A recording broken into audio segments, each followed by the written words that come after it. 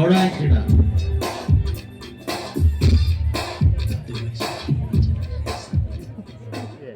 କେମିତି ଆସିଲୁ?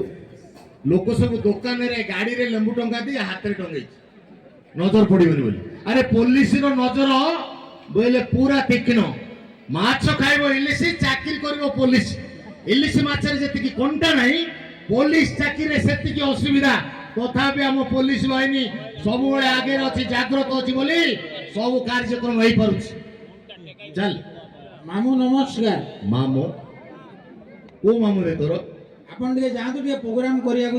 ପ୍ରୋଗ୍ରାମ କରିବାକୁ ବଡ ବଡ କଳାକାର ମାନେ ଆସିଛନ୍ତି। ଶଶାଙ୍କ ଆସିଛନ୍ତି, ଲୋଲୋ ଆସିଛନ୍ତି, ଈଶ୍ୱରୀ ଆସିଛନ୍ତି। ତୁ କଣ ପ୍ରୋଗ୍ରାମ କରିବେ? ଚାଲ